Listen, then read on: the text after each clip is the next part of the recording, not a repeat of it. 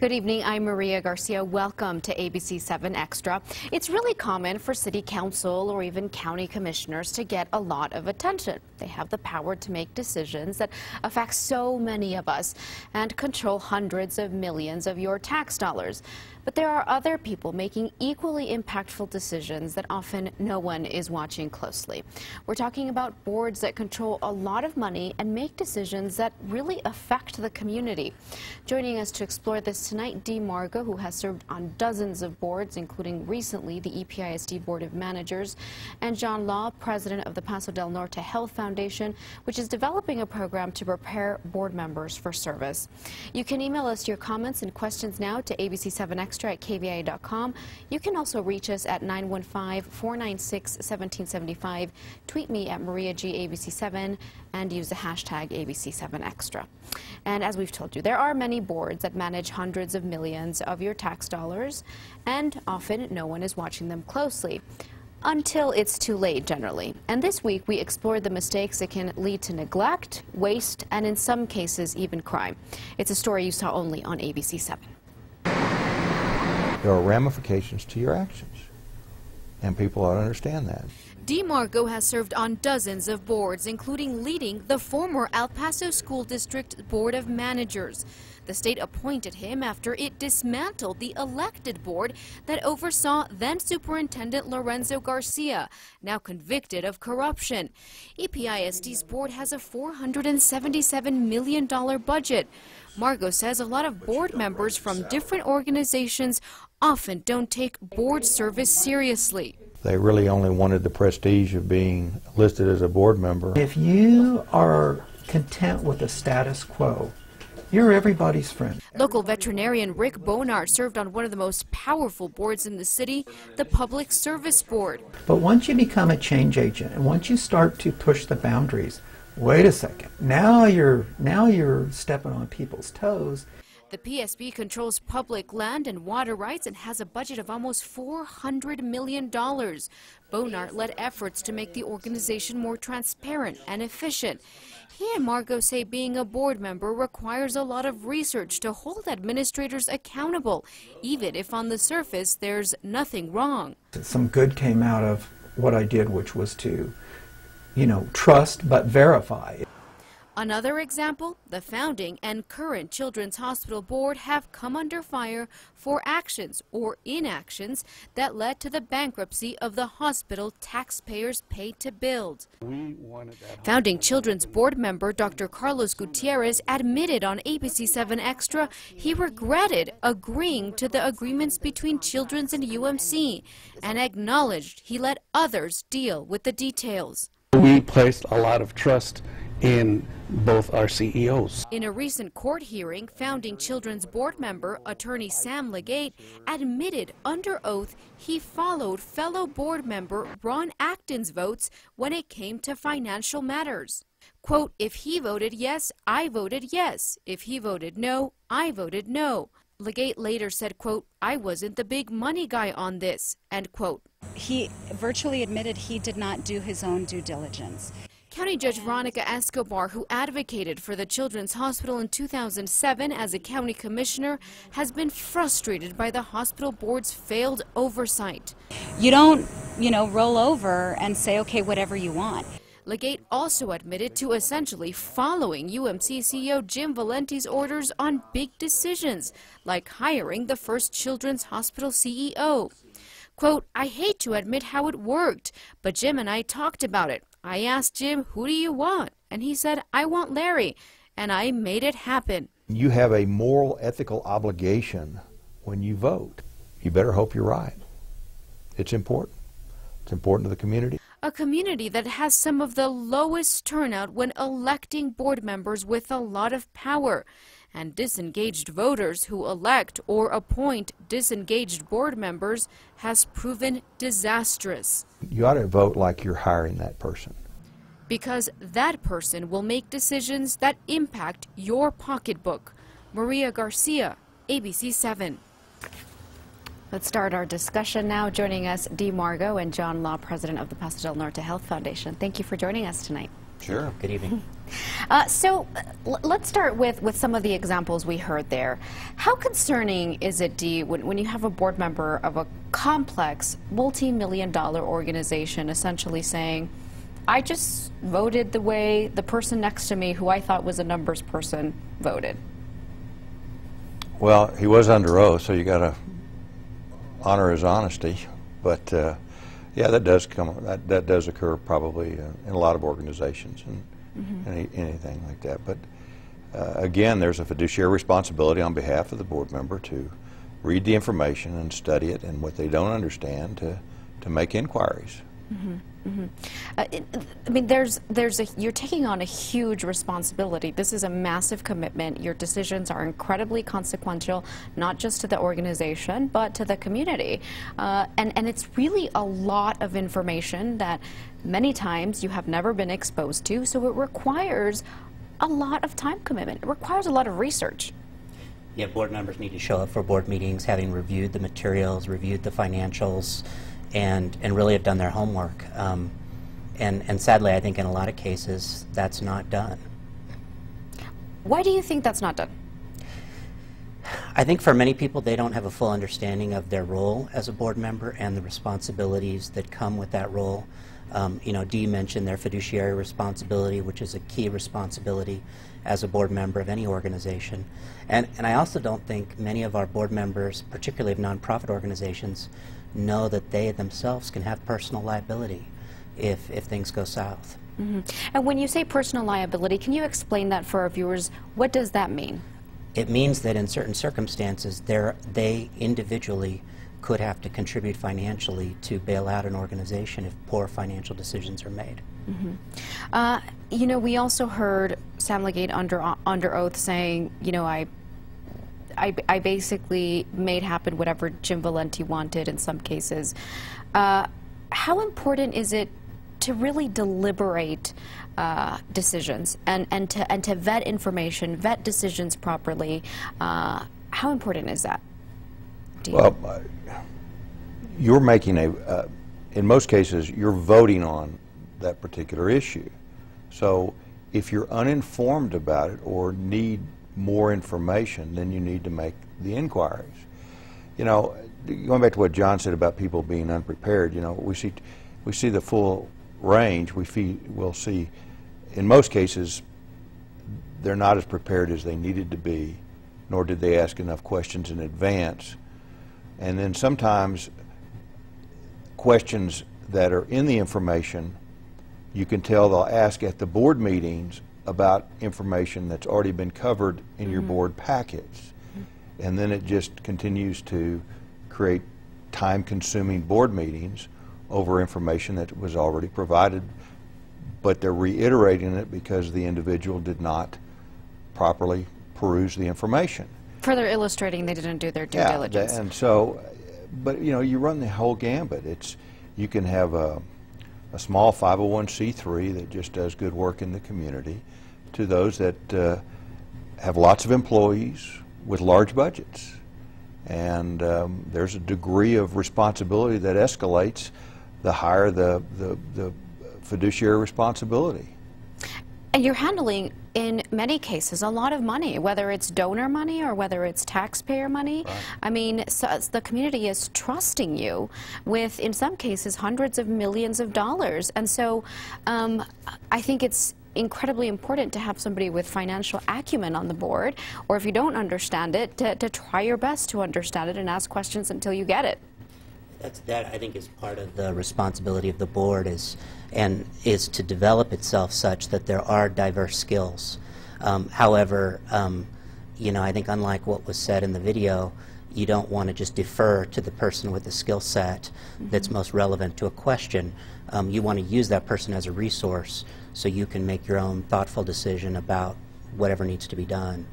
And so, yeah, that range of skill sets needs to be needed. And our concern within the nonprofit sector is that maybe those skills aren't represented, and some of the board members may be selected based upon just personal relationships or comfort versus really looking at the skills that a nonprofit board should have.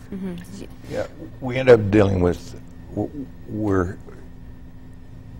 short we're not focusing on those kind of skill sets as much as we are gender makeup of a board or socioeconomic spread, depending on what maybe it's a 501c3 that has a great deal of socioeconomic impact, and we want to make sure there's a spread.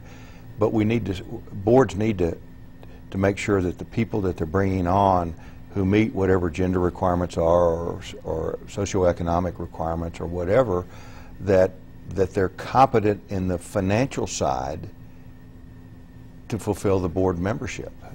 Now, and I have to go back to this example because it's something that's on the news all the time. People are still talking about it. And that's the Children's Hospital Board. And these were individuals who were appointed by different organizations. They were appointed by the county, by the hospital board, I think by another group. And so these were individuals who were vetted, who people thought were incredibly competent to lead this organization. So even in that case, you had sort of that herd mentality. We heard Legate under oath saying, I voted the way the person next to me voted. And so even when there's thoughtful consideration on who can be on a board, things can still go astray. Well, it depends on what the vetting process was. I mean, it's just, I know you're a good person and great. Or did they go into, tell me about your involvement with budgets. What's the largest budget you've ever looked at or been involved with? Where have you done this? It depends on how they vetted it. I mean, there's all forms of degrees of vetting. I think John would agree. It depends. We don't know what they asked. We don't know the questions they asked. So, again, that's a process that needs to occur, but we don't know how in-depth it was. Mm-hmm. Speaking of picking who can be on a board in some cases based on friendships or comfort zone, the way you said, John. In this case, we heard Legate say under oath, we were all friends at the time. I was really good friends with Jim Valenti, and I trusted him. And Dr. Carlos Gutierrez, one of the founding board members of the Children's Board, came on the show and said at that time, we all believed in this children's hospital, and many people still do. And he said, we just all trusted each other. We were all friends and we trusted each other in this mission. So there was this trust factor, but it seems like nobody really dealt with the details because they were just trusting their CEOs because they were friends. I think, it comes back to having clarity about roles and responsibilities and really fulfilling those roles and responsibilities. And I think, again, when we look at the whole gamut of organizations, we have a lot of folks that maybe just don't know what their responsibilities are and what the extent of their role is as well. We were talking on the air about situations where a board member may be getting into hiring issues that go down the line of the organization, and really their role is more focused on the CEO or maybe an internal auditor or something like that, and not looking at the hiring issues all the way throughout an entire organization. So there's also limits to the board role, and the board needs to know what those limits are. With EPISD, they were allowing the internal auditor, the former board that was dismantled by the state, they were allowing the auditor to report to the superintendent instead of reporting to them. I mean, that is a basic responsibility of a board, and they gave that responsibility up to the superintendent. Correct. I mean, that's incredibly alarming. And I know this community has known about that, but I think that's another example of board members not knowing their full responsibility, or knowing it and giving it up. Failing to fulfill that fiduciary responsibility. And when you look at the dollars that are involved in our school districts, in just El Paso County alone, that's where all our tax dollars are. They're not with the city or the county or UMC. They're in the schools. Mm-hmm. I think I mentioned before that the total budget in El Paso County for state, federal, and local taxpayer dollars for the school districts is about $1.4 billion. I mean, it's phenomenal. That's where it is. And you have diverse trustees. Yeah, if you add up everyone's budget, not counting the debt's another $1.375 billion. Wow. I mean, it's phenomenal. EPISD's budget was larger than the city when you strip out non-governmental functions like Sun Metro and the bridges and garbage collection, things like that. And yet hardly anyone votes in school board elections. And yet, you know, even irrespective of the money, what's at stake is our children and their education. That drives the economic viability of a community, the education of our workforce. I mean, it's all part and parcel. So in addition to the dollars, it's our kids. And I think that's why those of us who served on the Board of Managers served. We're going to be right back. You can call us at 496-1775, email me at ABC7Xtra at KVIA.com, or you can tweet me at Maria G ABC7. We'll be talking about that voter turnout. Is there a solution to that? Stay with us. Welcome back to ABC7 Extra. We're talking about board service tonight. Jon, I want to ask you, when you have instances like the examples we've given with EPIHD and the Children's Hospital Board, I think it creates a cynicism with voters and with, you know, people in the community, and I think that can affect nonprofits in some cases. No, very much so, and that's one of the reasons that the Health Foundation's Board of Directors is concerned about the preparation of board members, because you have donors that are making contributions to nonprofit organizations. You have funding organizations like our own that have some responsibility for the success of these organizations. And then also we look at organizations that fund from outside the community, where we want to continue to be able to draw upon those funds. And if a funder from outside the community has a bad experience here, it could reflect on the community for a period of time. Mm-hmm. So there's a lot of folks that are interested in seeing good governance happen in our nonprofits. And that's why you're starting this program this fall to help train board members. Tell us a little bit about what that'll entail. Yeah, we're setting up a program it'll be called Realize Board, and it's specifically for board members to learn what their roles and responsibilities are, whether it's related to the financial components of the organization, how they select and evaluate the CEO or the executive director, fundraising, what's their role there, a whole range of topics that individuals can learn sort of the fundamentals about what their role is. Okay. We have a tweet from Renee. Could you please ask Dee and Jon what they would do for the vetting process of board members? Well, they need to understand the organization, first of all. Exactly. You know, sometimes I've seen people join boards and they really didn't even know. They just knew the name, but they didn't really know what it did. And I think there needs to be a very, I don't know what we call it in-depth, but a pretty good understanding of the board and how it operates, the organization, how it operates, what its financials look like, et cetera, et cetera.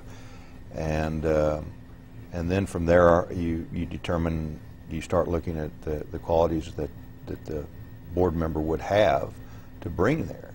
I mean, it's a diverse group. It's not everybody that's going to have to read 500 pages before every board meeting and get in there and make decisions. Fact is, in most cases, and I think Jon would agree, it's a macro level, not a micro level. And you have boards that swing both ways.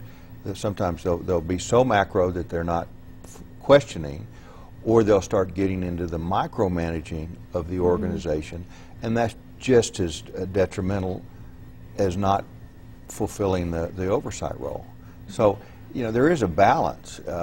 You've got some organizations I've seen where the executive director or the CEO or whatever the title was runs everything with an iron hand and just merely gets everybody to rubber stamp. That's a red flag. Yeah. And then on the other hand, you've got kind of loosey-goosey, and you'll find board members calling up staffers, bypassing normal protocols and procedures and asking for information directly. We don't do that. That's not how it works. So all of this, I'm sure, will be in training that Jon and Paso del Norte will pass on. But it's you know, it's hard to quantify. It's a subjective, it's a moving target. I mean, we see that even with city council, where sometimes and they've talked about fixing this and stop doing this, but they'll sometimes humiliate, you know, city employees on the dais in public meetings instead of letting the city manager handle that. But Jon, if you want to answer the question, how would you vet board members? I think it's important that organizations have a process, and the process should involve several months where they identify potential candidates, they identify the specific characteristics they're looking for to make the board well-rounded, and then have an application process of some sort, and spend some time face-to-face with the candidates and get to know why they want to join the board, what they think they contribute, and really understand as much as you can who you are bringing on to the board. I really like the point Dee made. If you're a candidate to come onto a board, you want to know something about the financial stability of that organization. Again, just to underline, because you could have some personal responsibility for the financial circumstances of that organization once you become a board member. And that's not something you should take lightly before you accept a board member. Traditionally, what kind of organizations are the ones that board members could be held accountable financially if something were to go wrong? Really, any nonprofit organization. You know, I mean, often there's just a type of insurance that an organization will have to protect board members, but you know, you have a high level of responsibility when you're in a board role. Well, the state of Texas has a nonprofit act that does some limitations, but there are exposures, and one of the questions that a prudent board member would ask if the board has a budget of any significance is, do you have directors and officers liability? Okay, let's go to the phone lines. Enrique in the Lower Valley is on the phone. Hi, Enrique. What's your comment or your question? About being on boards or committees is that it has been nothing but egos and not real accountabilities. If you add up UMC, EPISD, YSD money troubles, and what total do you get? Half of our population deep in poverty. Thank you. Thank you very much, Enrique. And I think, you know, we're talking about the cynicism that sometimes you get from residents saying he perceives it's all about egos on some of these boards. What would you say to that? Human nature. Yeah. I mean, you told me in the interview a lot of people join boards just for the prestige on their resume. Yeah, and a lot of organizations want certain people on their letterhead, so to speak, and their board for that, especially when they're fundraising. Mm-hmm. It just, you know, it's a, I'm gonna call it a happy balance, but you know, you just need to be discerning when you're out there, and you know, there's the liability that Jon touched upon. There's fiduciary responsibilities. There's a combination. The last thing I'd like to make sure we don't convey is it's important to serve. Yeah. I mean, you learn about the community. Many boards and many organizations in this community do great work, and we couldn't survive without them. So we want to encourage people to be participants, but at the same time, add value. You know, be in there, be a participant, question certain things. What can we do better? You know, what do we need to stop doing? I always questioned 501c3s owning real estate. It just depends. If you were a program-driven charity, I didn't think you always needed to own brick and mortar. Mm-hmm. And you could take the money and put it in, you know, put it into the programs, and lease space or move around, whatever. But you know, the old mindset was you build the building, and then a lot of times the mission. What is the mission of this particular organization, and are we adhering to that when we make a decision to go out and do something else, or purchase something? Or, you know, does this really meet our intended purpose? And those are kind of the questions. I'm not saying yes or no. I'm just saying those are the kind of things that a board member ought to make inquiries about for discussion within the organization. Renee tweeting, the people of El Paso have no one to blame but themselves. If you don't care by not voting, then you get what we have now, which is chaos. I don't know if he's referring to UMC and Children's. You know, we've talked about this over and over again. Every election, somebody comments about how low the voter turnout. It's a story every time. But how do we engage voters? How do we really change that? How do we create practical change when it comes to a more engaged voter citizenry? I know that's a loaded question, yeah, but that's the question. I mean, that's the question of the hour. And it's not just voters. It's not just voters. It's also the media. The media should be at these board meetings, and I'm talking about the public board meetings, should be at every EPISD, YISD board meeting when possible. Newsrooms are short on resources sometimes, but it requires really the entire community being involved. But it starts at the ballot. And how do we increase that? I think it's culturally driven too. I mean, if your family votes, you'll typically vote. Mm-hmm. And if your friends are voting, you'll typically vote. It's just, you know, I've said before, I wish we had a higher, I wish we were teaching a civics type course in our schools where people understood the process of government at the local, at the state, and at the federal level, and why it's important to become actively engaged. And when you vote for somebody, understand, I've never been a straight ticket voting advocate. I don't care if you're Republican or Democrat. I think you owe it to your community to identify each candidate for each race and make a determination for the judges and everyone else. And you don't know all the judges. You don't know.